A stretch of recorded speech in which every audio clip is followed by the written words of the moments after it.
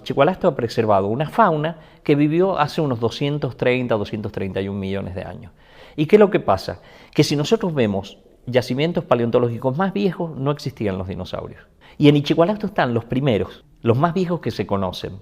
Entonces, nos permite Chihualasto conocer algo mucho más enigmático, porque la gente se interesa mucho por qué se extinguieron los dinosaurios.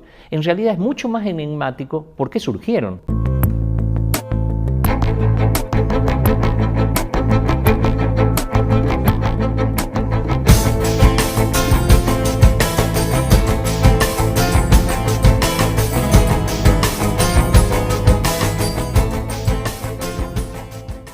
Uno mira a las nuevas generaciones apasionadas por el último celular, la tecnología más sofisticada, los acontecimientos del planeta vividos en tiempo real y las fantásticas posibilidades que nos promete el futuro, y no puede menos que preguntarse qué papel juegan en ese mundo personas como Ricardo Martínez. Pero cuando Ricardo comienza a hablar y nos explica el origen de la vida, el nacimiento de los dinosaurios, la desaparición de los grandes vertebrados, la evolución de la flora, la historia de la Tierra y sus formaciones, comprende que todo tiene un sentido. Afortunadamente, los humanos somos seres curiosos y nos apasiona tanto leer a Alvin Toffler anticipándonos el futuro como escuchar a Ricardo explicándonos de dónde venimos. Por eso los niños se divierten tanto con un dinosaurio de plástico como con la más fantástica de las películas de ciencia ficción. Lo maravilloso es cuando esos mundos se encuentran y el pedacito de hueso fosilizado hallado por Ricardo nos posibilita reconstruir un mundo que existió e interpretarlo, aprovechando los conocimientos y la tecnología. Pero a la ciencia hay que agregarle vida, humanidad, pasión.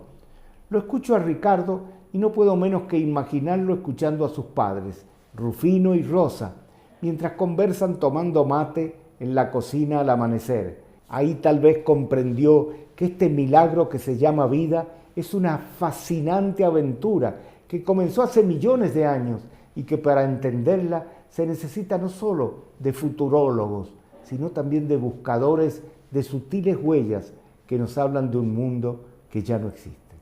Ricardo Martínez, paleontólogo, pero vamos a comenzar hablando cómo se llega a ser paleontólogo.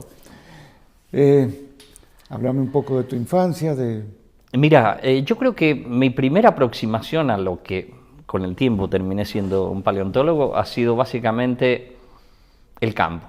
Con mi viejo, con mi padre, cuando desde chico nos llevaba siempre, otros van a los clubes o cosas así a la playa, la salida de domingo con mi padre y en familia era irnos a algún lugar del campo, generalmente un lugar lleno de piedras y cactus nada más, y suerte si había algún algarrobito viejo, y ahí vamos a comer un asado o algo así. A mí desde entonces me quedó muy pegado esta salida al desierto, sobre todo es una cosa que me apasionó mucho, yo creo que de ahí me viene, porque realmente lo disfrutaba mucho y lo sigo disfrutando hoy en día. Siempre comenzamos tratando de ver los orígenes. En el caso tuyo, hablar de tu padre, de Rufino, es un poco hablar de la génesis de esto que estamos hoy, del nuevo diario y de todo lo que vino después. ¿Cómo influyó en vos? Mira, yo creo que de muchas formas, realmente, más allá de que realmente yo soy una persona que, más allá de ser mi padre, lo admiré mucho toda la vida, y con todos los defectos humanos que ha tenido, como los tenemos todos, esa es una de las grandes enseñanzas que me dejó, no juzgar a los demás. Yo en ese sentido, esa mente amplia para un poco cuestión existencialista de la existencia, el respeto por los demás y un montón de valores, digamos, son los que más rescato, digamos, de mi padre, me parece, después de mucho tiempo. Pero vos saliste en un hogar donde se mezclaban un intelectual, porque Rufino hacía periodismo, pero escribía poesía, historiaba, hacía tantas cosas. Fue el primer director de cultura que tuvo esta provincia. Pero estaba casado con una pintora también. Era una mezcla artística, digamos. Sí, ¿no? Sí.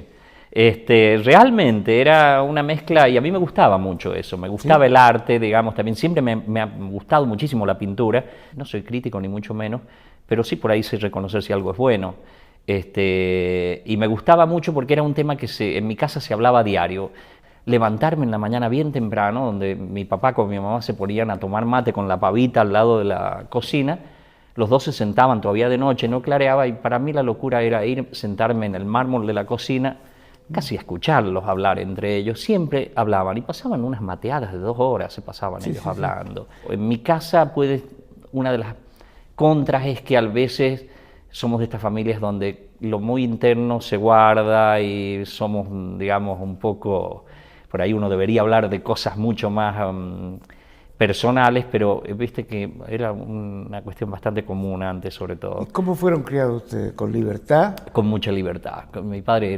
me orgullecía cuando la gente despectivamente lo trataba de, ese es un bohemio. Y a mí me encantaba que fuera bohemio mi padre, digamos, que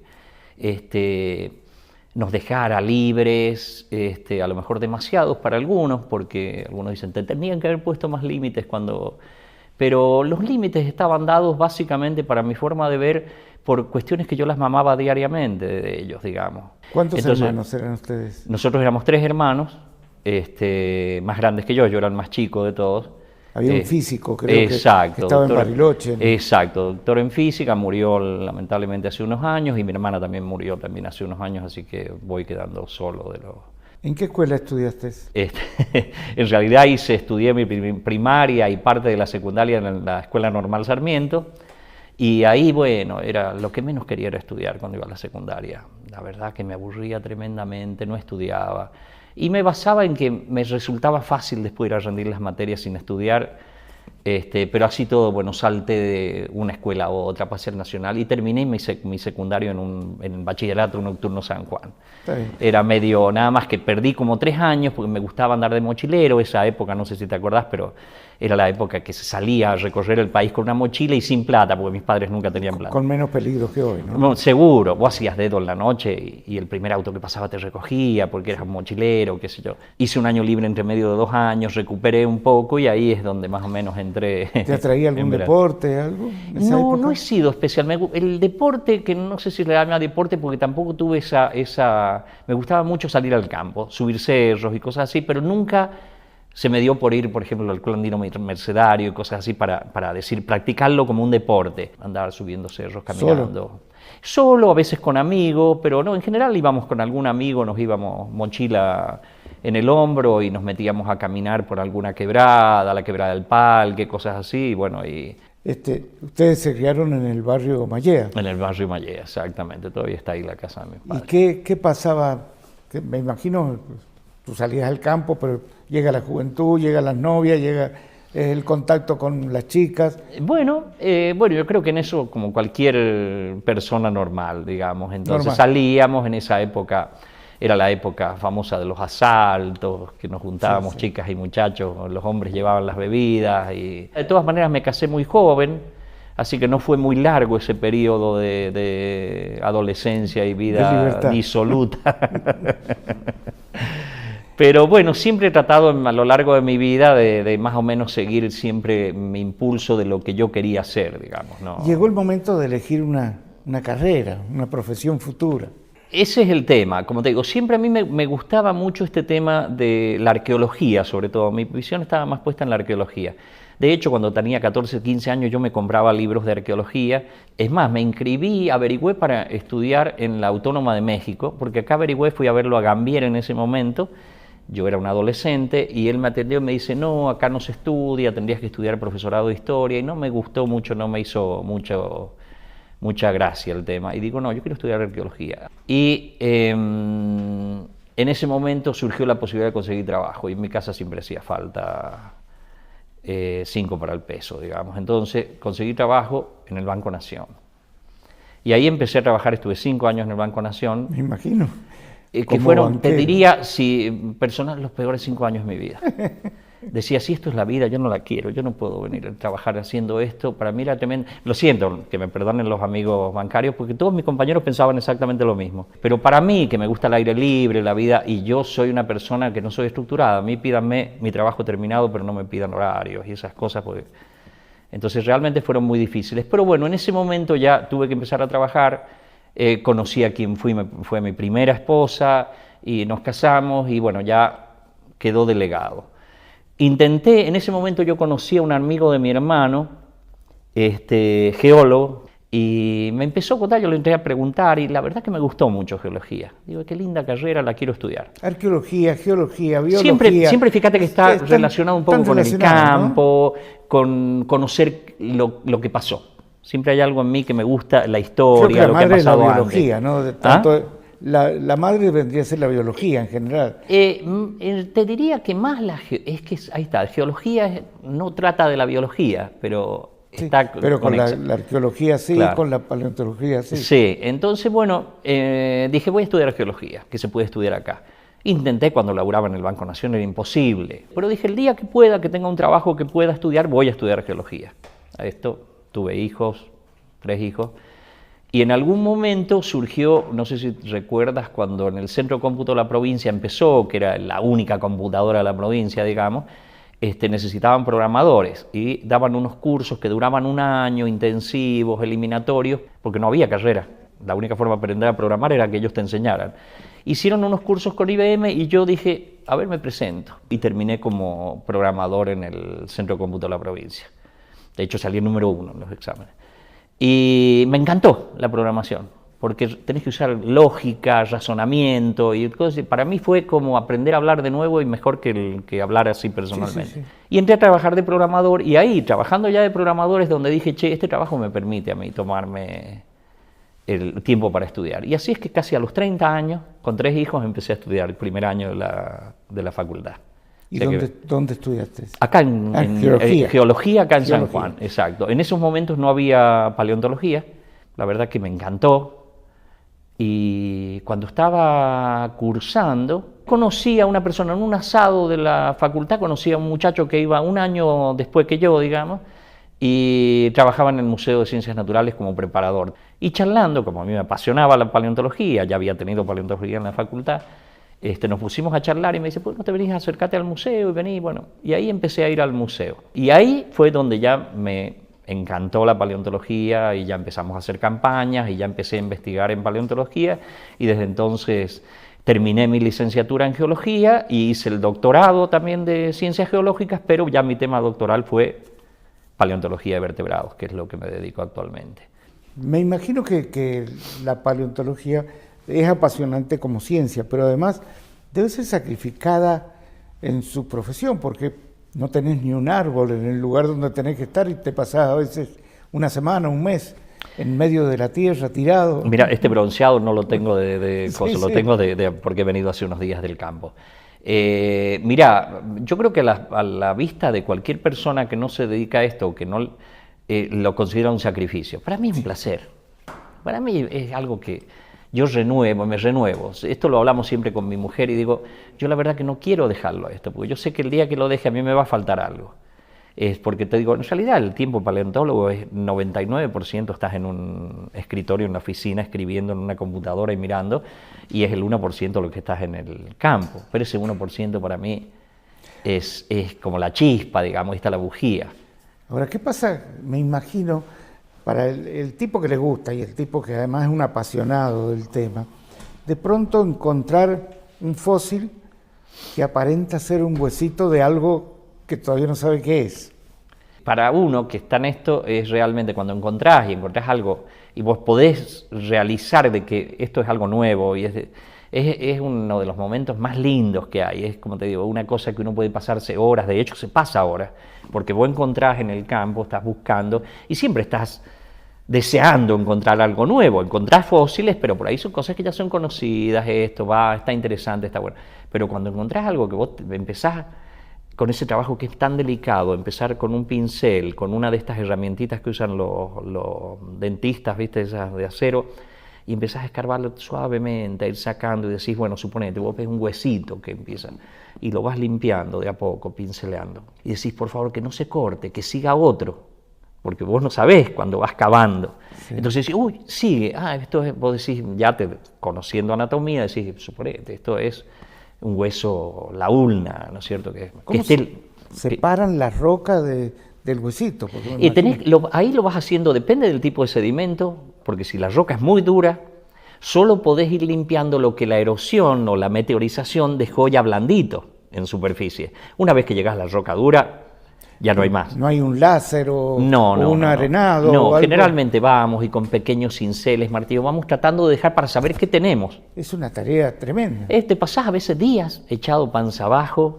Cuando es panza abajo, suerte, porque ahora, y sobre todo con la edad, cuando más se siente son las piernas, que dice, yo no las debería tener, porque me molestan tanto para sentarme en el piso, pero... Pero aparte hay fósiles pequeños y hay fósiles que vos decís, no, acá hay un animal grande. Sí, a veces, como te digo, es un trabajo de muchos días para dejar expuesta una partecita, porque nosotros no sacamos el fósil del lugar, lo que sacamos es la roca con el fósil dentro. Claro. Y en el laboratorio después separamos la roca.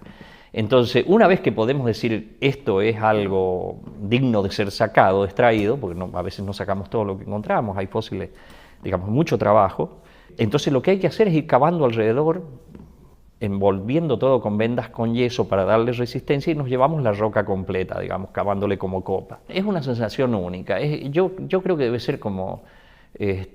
sacarte tener un hijo, sí. Tener un hijo, bueno, claro. Son cosas, viste, que te pasan, que vos decís, bueno, también tenés mucho placer en momentos después, que es cuando lo estudiás y empezás a ver, che, ¿a qué estaba relacionado? ¿Me equivoqué? ¿No me equivoqué? Me ha pasado encontrar un fósil que no saber qué era. Dice, ¿qué es esto? Llevarlo y empezar... Una vez que tenía los huesos, a tener que buscar bibliografía en internet y todo para tratar de saber a qué grupo pertenecía, de no saber qué grupo.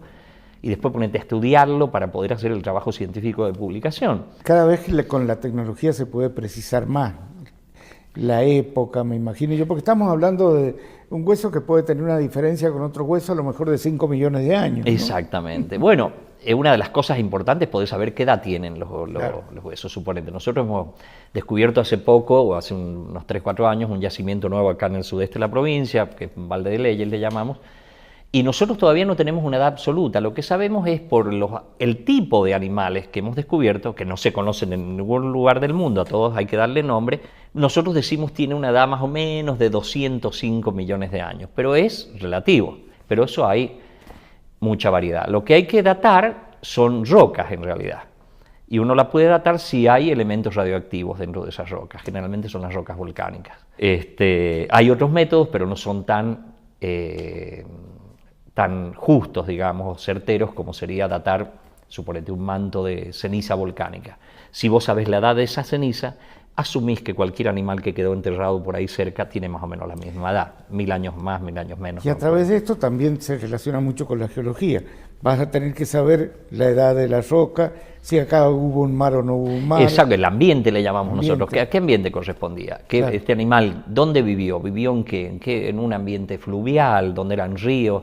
Lo tenemos que sacar de las rocas. El fósil no nos lo dice. Suponete, uno puede encontrar concreciones, que son unas bolitas que se forman en el suelo, producto del mismo proceso de compactación del suelo y de las sustancias que percolan bajo tierra. Y esas concreciones permiten conocer cómo fue la atmósfera en ese momento, por ejemplo. Y nos está permitiendo ver que ha habido un efecto invernadero importante en el Triásico también, que puede haber producido estas muertes. Algo muy similar a lo que estamos viviendo ahora, aumento, picos en la cantidad de dióxido de carbono en la atmósfera. ¿Y qué descubre? Que hay picos donde hay como un incremento muy alto del dióxido de carbono en la atmósfera y después baja y sube de nuevo. Y yo, por otro lado, hago un diagrama de cómo va evolucionando la fauna en Ichigualasto y hay como decaimientos muy altos en la diversidad y en la abundancia de animales. ¿Qué te parece? Esos picos, esas caídas coinciden con los picos. Y me imagino que los ponemos a la par y nos damos cuenta que hay una correspondencia y también entre la flora también. Y lógicamente, lo que pasa es que en este momento no hemos metido flora porque no tenemos buenos registros en esa parte. El corolario sería cuidado con lo que está pasando hoy, porque ya pasó. Una forma de interpretar lo que está pasando es ver lo que pasó anteriormente. Por eso es tan importante a veces este tema de la paleontología, que algunos dicen, bueno, sí, pero animales que ya se murieron. No, pero permite interpretar un montón de cosas, digamos, que pasan hoy en día, o que van a pasar, o que han pasado. Vamos a un pequeñísimo corte. Cuando volvamos, hay infinidad de preguntas para hacer. ¿Desaparecieron los dinosaurios? ¿Desaparecieron todos? ¿Viven hoy? Ya volvemos. ¿Quién es el doctor Ricardo Martínez? Ricardo tiene una característica llamativa que es prácticamente la ausencia de margen izquierdo y de margen superior. el margen izquierdo es el pasado, la familia de origen, las situaciones sin resolver a las que él posiblemente está muy apegado aún. Y el margen superior tiene que ver con el respeto a la autoridad. Cuanto más nos acercamos, somos personas como que más confiadas en la autoridad y que ponemos menos distancia. O sea que cuando está más cerca de la parte alta... Hay un menor respeto por la autoridad. Lo normal serían 4 centímetros aproximadamente. En este caso es casi ausente. ¿Sí? Sí. Si encontramos en lo que es su dirección, que vemos acá, el renglón se cae levemente y eso nos está hablando de posible cansancio, tristezas temporales, ¿sí? Nada para preocuparse porque si es tristeza es temporal y si no simplemente es cansancio. De la misma manera que tenemos el margen apegado, tenemos bolsas en la firma, esta de acá, que realmente es una bolsa donde engloba todas aquellas cosas del pasado que no ha podido soltar y que de alguna manera las arrastra y le pesan. ¿Sí? Entonces también lo marca en su firma, que es nuestra parte más íntima. Aún así, Ricardo tiene una presión, si lo tocamos del otro lado de la carta, que se dice que es firme porque traspasa. Eso habla de un nivel de energía vital interesante, muy intenso, una persona con mucha fuerza, con mucha energía, por lo tanto tiene los recursos para poder dejar atrás estas situaciones. Y a su vez la barra de la T de la firma es muy marcada, es muy intensa y nos está hablando de una fuerza de voluntad muy grande que encontramos en él. Muy bien, muchas gracias. Gracias. Sigamos con tu vida. El tiempo fue pasando. ¿No me van a meter preso? No sé. ¿Hasta dónde podés confesar? Como dijo un paleontólogo de Estados Unidos, amigo, que en algún momento lo hablaron para que se dedicara a la política. Y dijo, no me dedicaría a nada que investigue sobre mi pasado. Algún día vas a ser pasado también. Pero tuviste un primer matrimonio y 3 hijos. Exacto. ¿Y después qué pasó? Bueno, nos divorciamos y al cabo de un tiempo me casé de nuevo con otra mujer. Siempre parece que tuve alguna cuestión con, de alguna manera soy bastante familiero, aunque paso mucho tiempo afuera y eso no es bueno para los matrimonios. Me volví a casar, tuve 3 hijos más, o sea, 6 hijos en total. También me divorcié de esa mujer después de, en esto han pasado un montón de años, ¿no? Y bueno, vivo en pareja actualmente con una mujer que estamos muy bien y ya no creo que haya, aunque no nos hemos casado, ya es la definitiva. Realmente realmente sí, una pareja que nos llevamos muy bien y la pasamos muy bien. ¿Y los hijos ya son grandes? Los hijos son grandes y bien, todo bien con los hijos, sí. ¿Y siempre en San Juan viviendo? Siempre en San Juan, sí. He viajado mucho, cosa que ya no me atrae demasiado viajar. Ya me dan picazón los aeropuertos y todo este tema, entonces... Y además nunca, salvo eso, cuando quise estudiar, y de joven a todos nos dan en algún momento el decir, che, lo lindo de la felicidad está por allá afuera.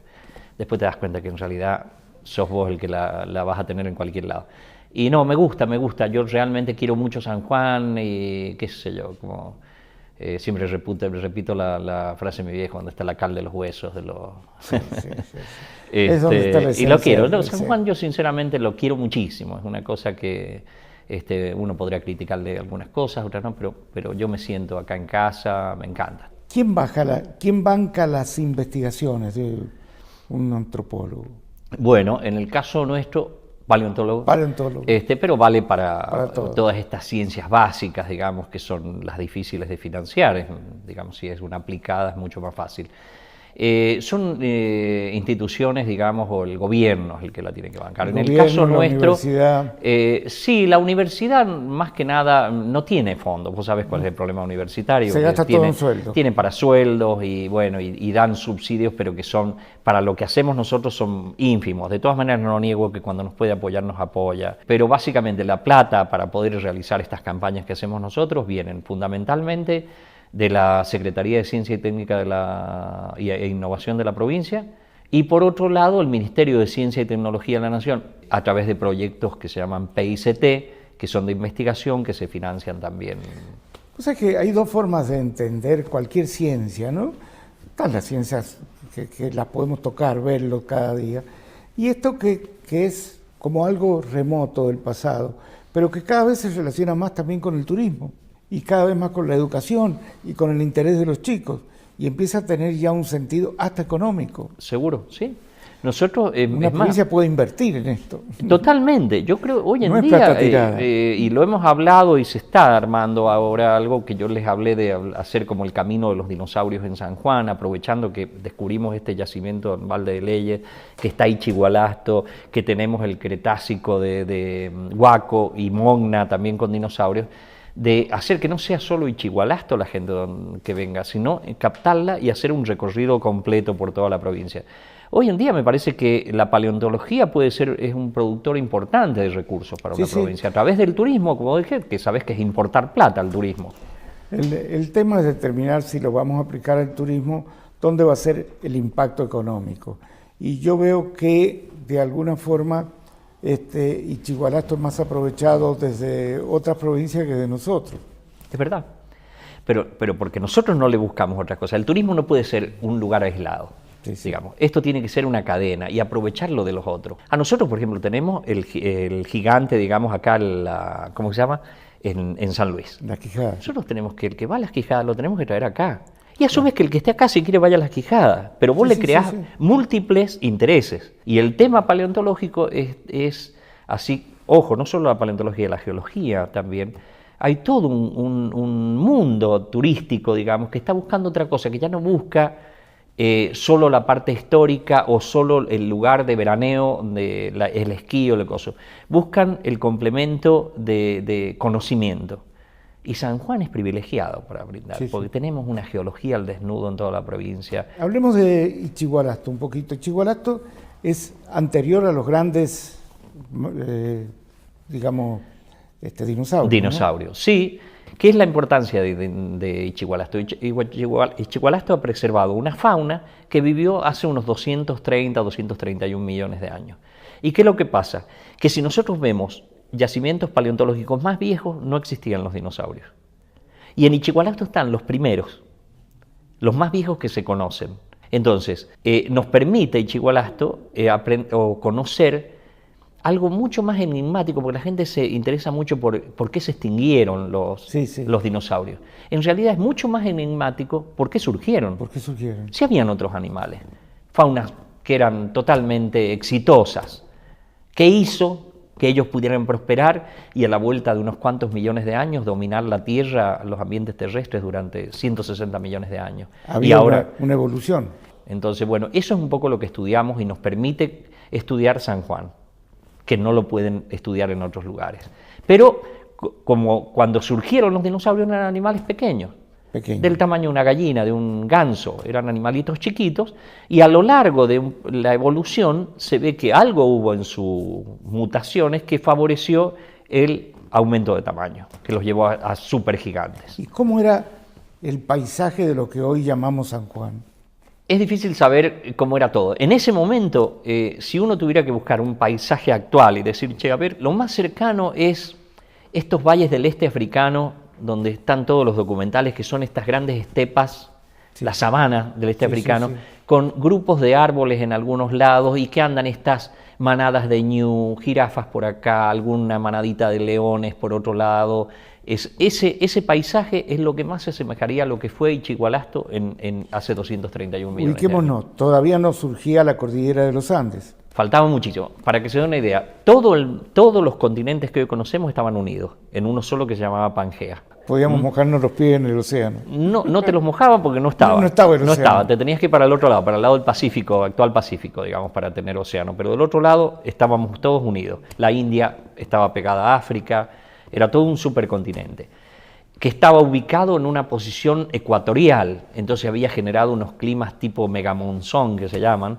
El monzón, viste, que es esto de una marcada estación seca y después la época de lluvias que azotan sobre todo el este asiático. Pero los Andes, en ese momento, todavía no se empiezan a separar los continentes. Muchísimos millones de años después se empiezan a separar y los Andes empiezan a aparecer hace 18 millones de años, 20 millones. ¿Cómo suponen ustedes, porque creo que acá hay parte de suposición, que era la vida de estos bichos inmensos, que eran los señores de todo este territorio? Vivían en manada, vivían en soledad. Hay distintas, depende de los grupos. Ahora, primero, no hay que creer que todos los dinosaurios eran gigantes. Aún que hay linajes que dieron origen a dinosaurios muy grandes, como son estos grandes saurópodos de Patagonia, que son los de 4 patas y cuello largo, que llegaron a pesar 80 toneladas, hay que imaginarse 80 toneladas caminando, una cosa impresionante, y a lo mejor medir 40, 45 metros de largo, media cuadra, y depredadores de 7, 8 metros de alto, digamos, que eran animales como Giganotosaurus, que parecido a Tyrannosaurus Rex. ¿Cómo vivían? Seguramente los depredadores generalmente pueden vivir trabajar en pequeños grupos, pero es difícil saberlo a eso. Hay casos de depredadores en otros lugares que se han encontrado muchos juntos, entonces dicen, bueno, los agarró una crecida y mató a decenas y bueno, iban juntos, iban como en una... ¿Cómo se le puede llamar? Una manada. Capaz que si uno piensa en los depredadores dinosaurios, más acertado sería una bandada. Bandada. Ya que las aves son dinosaurios. Pero sí, indudablemente, habían animales que vivían más en grupo, pero es lo más difícil, después poder saber realmente, en base a las evidencias, porque vos encontrás unos huesos, bueno, ¿qué te indica que vivieron juntos? ¿Y de qué se alimentaban? En ese momento, en realidad, la flora era muy distinta, no había todavía plantas con flores, o sea, no había pasto, pero sí habían helechos. Los herbívoros, lógicamente, helechos, distintos tipos de helechos. En ese momento existían era muy común una planta que actualmente existe que casi no ha evolucionado, que es la cola de caballo, esta que surge, que sale al lado de los canales. ¿Se comían unos a otros o no? Y lógicamente era una biota donde habían herbívoros que comían las plantas y después habían carnívoros que se comían a su vez a los herbívoros o a otros carnívoros. Y habría dinosaurios buenos y malos. Bueno, sí, exacto, poniendo como malo al carnívoro, que no es malo, es lo que le tocó en la vida, tiene que alimentarse también, pero como una biota actual, nada más que en vez de decir leones, elefantes, tigres, gacelas, eran dinosaurios de distintos Ricardo, tipos. Vos recién planteabas algo que es fascinante, pero al mismo tiempo preocupante. Que es lo que estamos viviendo hoy con el efecto invernadero, con las contaminaciones que hay. Pero al mismo tiempo se degrada, desaparecen los grandes dinosaurios, pero algunos pequeños siguen hasta hoy. Efectivamente. Todas las aves. Efectivamente. Todas las aves en realidad son distintos linajes de dinosaurios que no se extinguieron, que ya antes de la extinción ya vivían, digamos. Entonces, pero la ciencia ya no lo pone en duda, porque hasta hace unos 30 años atrás se dudaba si venían las aves de los dinosaurios. No, ya no se pone en duda porque las pruebas son tan grandes, digamos, se han acumulado tantas pruebas que no hay duda que son dinosaurios. Entonces, estrictamente, todas las aves actuales son dinosaurios, pero las aves, digamos, todas las aves desde el colibrí al avestruz, todas absolutamente son dinosaurios vivientes y están entre nosotros hoy en día y son más que nosotros. Son ovíparos. Son ovíparos, exacto. O sea, que salen de un huevo. Exactamente, pero me imagino entre que mamíferos... un huevo de dinosaurio debe haber medido, no sé. Depende del tipo de dinosaurios. Estos grandes saurópodos no eran en realidad, si uno ve estos animales de 50 toneladas, los huevos son más o menos de este tamaño. Los de los terópodos, que estos son carniceros, son de este tipo, un huevo alargado, son distintas las formas, pero eran ovíparos, pero también hay mamíferos ovíparos hoy en día. ¿Y cómo se fecundarían? ¿Y como lo hacen cualquier animal hoy en día? Sí, exactamente, sí, como cualquier animal hoy en día se fecundaban. Bueno, esas son respuestas que se van dando de a poco. Como pensamos, como lo hacemos dos animales hoy en día, incluyéndonos, también lo hacían los dinosaurios. ¿Y hay posibilidades que se recrearan científicamente algunos de esos bichos inmensos o no? Lo que hacemos por recrearlos hoy es reconstruirlos en cosas. Sí. Ahora, en la visión Crichton o Jurassic Park no existe. Hoy por hoy es imposible. No digo que sea imposible para toda la vida. Capaz que en el día de mañana viajamos en el tiempo y traemos un dinosaurio, no tengo idea. Esto nunca lo voy a negar, ese tipo de cosas, lo que puede dar la ciencia. Pero hoy por hoy es totalmente imposible. No hay forma de recuperar ADN tan viejo, por un lado, y si supiéramos, lo pudiéramos recuperar ese ADN, no tendríamos a qué ponérselo. No podríamos esa matriz hacerla germinar ¿en qué? ¿En un huevo de qué? No hay nada cercano para poder clonarlos. Hay preguntas que hacemos de cajón en este ciclo de charla, pero que en tu caso adquieren una dimensión distinta. Vos has visto lo que es retroceder en la historia y saber lo que es estar noches solo en un lugar, en el silencio más absoluto. Sos hijo de un tipo que le investigó todo este tipo de cosas del ser humano. Entonces, ¿crees en algo superior? ¿Crees que todo es consecuencia de una evolución? ¿Crees que...? Si algo superior le querés llamar la evolución, sí, creo, lógicamente, si no, no me dedicaría a lo que me estoy dedicando. Creo en la evolución, solo veo eso. Ahora, si pensamos en un ser superior que está rigiendo, no. Somos materia y energía. De alguna forma la evolución nos ha llevado a donde estamos y tenemos el raciocinio y la capacidad de haber desarrollado esta computadora tremenda en nuestro cerebro. Así que, pero yo creo que, bueno, el día que nos morimos, nos morimos. Y quedamos en... Y eso que queda, que hoy lo descubrimos, ¿no? Que puede quedar estratificado, han quedado, qué sé yo, estas ciudades, Pompeya, pienso, que han quedado sepultadas y sería una forma de descubrir parte de la historia, ¿no? Bueno, ahí está, queda. Nosotros, si lo vemos al hombre actualmente, si el día de mañana existiera una hecatombe que destruyera toda la vida en la Tierra, nosotros seríamos lo que en geología se llama un buen fósil guía. Es un fósil que a nosotros, si encontramos eso, nos permite saber cuál es la edad de esa roca, porque tiene que haberse expandido bastante, o sea, vivir en muchos lugares a la vez y durante un corto periodo de tiempo. Pero bueno, de la forma que el hombre está mal usando, destruyendo el medio ambiente, vamos mal. Parece ocioso preguntarte viendo el entusiasmo que tenés por la profesión, pero ¿has sido feliz en tu vida? Sí. Hoy en día me considero muy feliz, he pasado momentos muy difíciles, pero soy totalmente feliz, me ha costado, como te digo, yo he ido cambiando, pero siempre tras un objetivo de algo que a mí me gustaba. He tomado determinaciones en mi vida que para mí han sido cruciales y que no han estado relacionadas, al contrario, que he favorecido lo que yo quería para mi vida antes que la plata. Prefiero ganar un quinto, pero estar haciendo lo que realmente me apasiona. Así que soy feliz, me gusta lo que he hecho, quiero seguirlo haciendo mientras pueda. Feliz con mi familia, con todo. En este momento me considero un afortunado, hago lo que me gusta y me pagan encima por hacerlo. Muchos de los descubrimientos que han hecho ustedes se han ido del país, ¿es cierto?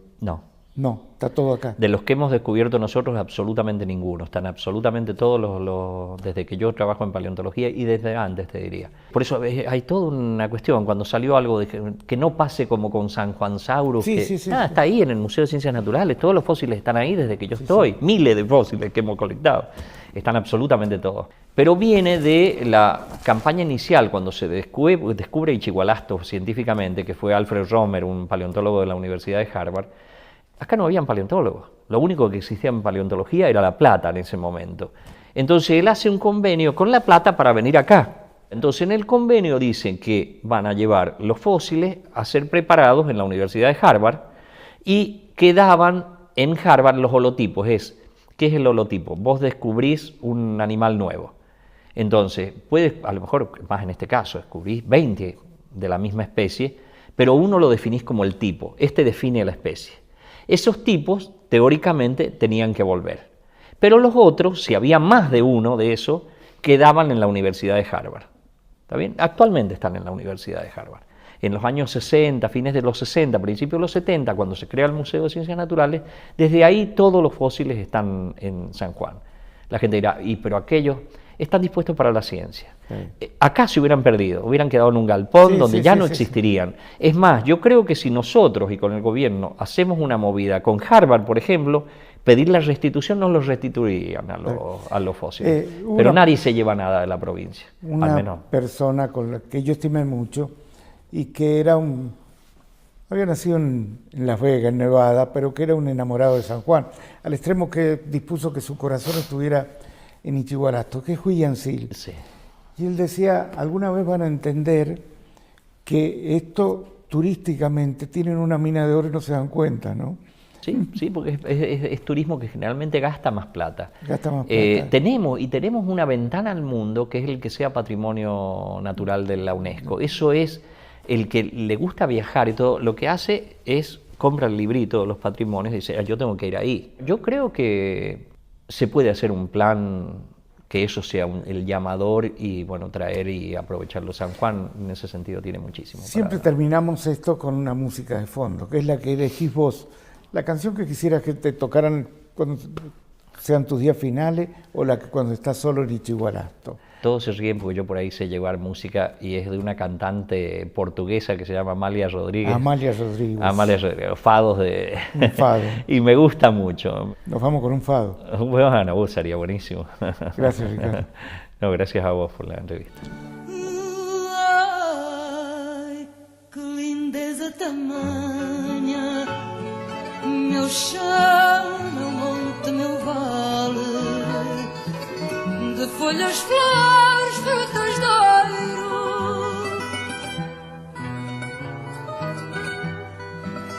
Vê-se bem